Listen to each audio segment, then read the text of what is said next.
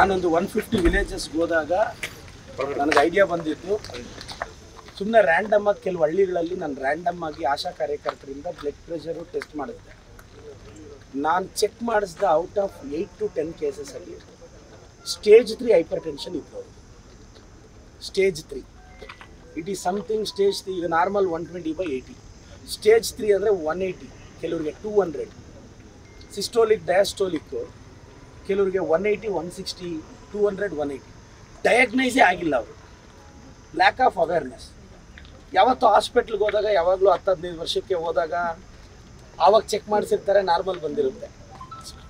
ನೀವು ಹೋದಾಗ hyper tension, diabetic, ನಿಮಗೂ ಗೊತ್ತಿದೆ hypertension is the major cause for heart, kidney, every cause. ಅದನ್ನು ಸೈಲೆಂಟ್ ಕಿಲ್ಲರ್ ಅಂತಾರೆ.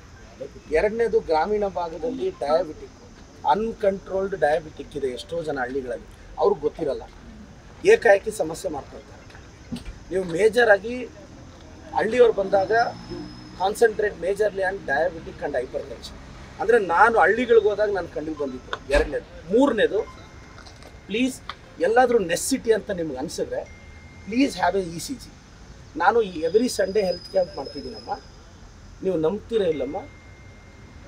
ಆವತ್ತು ಹೆಲ್ತ್ ಕ್ಯಾಂಪ್ ಮಾಡಿದ್ದೀವಿ. ಸಪೋಸ್ ಅವ್ರ ಪ್ರಿಡಿಕ್ಷನ್ ಹೆಂಗಿತ್ತು ಅಂದರೆ 1 or 2 ಡೇಸಲ್ಲಿ ಅವ್ರಿಗೆ ಹಾರ್ಟ್ ರಿಲೇಟೆಡ್ ಸಮಸ್ಯೆ ಆಗೋದು. ಆವತ್ತು ಶಿಫ್ಟ್ ಮಾಡಿದ್ರೆ ಎಲ್ಲ ಬ್ಲಾಕ್ಸ್ ಆಗಿದೆ, ಅವ್ರಿಗೆ ಗೊತ್ತೇ ಇಲ್ಲ. ನಾವು ಅಟ್ಲೀಸ್ಟ್ ಮೇಜರ್ ಡೆತ್ಸ್ನ ವಿ ಕ್ಯಾನ್ ಅವಾಯ್ಡ್. ನೀವು ಹಳ್ಳಿಗೆ ಹೋದಾಗ ಅವ್ರಿಗೆ ಗೊತ್ತಾಗಲ್ಲ, ಅಟ್ಲೀಸ್ಟ್ ಒಂದು ECG ಮಾಡಿಬಿಡಿ. ಇಫ್ ದೆ ಫೀಲ್, ಅವ್ರೇನು ಗೊತ್ತಾರೆ, ಹಳ್ಳಿಯಲ್ಲಿ ಅವರು ಚೆಸ್ಟ್ ಪೇಯ್ನ ಗ್ಯಾಸ್ಟ್ರಿಕ್ ಪೇಯ್ನು ಅಂತ ಜಡ್ಜ್ ಮಾಡ್ಕೊಂಡ್ಬಿಡ್ತಾರೆ. That should not be wrongly interpreted. ಮತ್ತು ಇನ್ನೊಂದು, ನೀವು ಯಾರು ಲ್ಯಾಬ್ ಟೆಕ್ನಿಷಿಯನ್ಸ್ ಇದ್ದೀರಾ ECG ಮಾಡೋವಾಗೆಲ್ಲ ಯು ಶುಡ್ ಟೇಕ್ ಕೇರ್. ಏನಾಗುತ್ತೆ ECG ಮಾಡೋವಾಗ ನೀವು ಅದನ್ನೆಲ್ಲ V1, V2, V3, V4 ಅದನ್ನು ಪ್ಲೇಸ್ ಮಾಡೋವಾಗ ನೀವು ಸರಿಯಾಗಿ ಪ್ಲೇಸ್ ಮಾಡಲಿಲ್ಲ ಅಂದರೆ ECG ಅಬ್ನಾರ್ಮಲ್ ಬಂದ್ಬಿಡುತ್ತೆ. ಆಗ ನೀವು ಪ್ಯಾನಿಕ್ ಆಗ್ತೀರಾ, ಪೇಷಂಟು ಪ್ಯಾನಿಕ್ ಆಗ್ತಾರೆ. That should not happen. ಇವೆಲ್ಲ ತಲೆಯಲ್ಲಿ ಇಟ್ಕೊಂಡು ಮಾಡಿ ಅಮ್ಮ.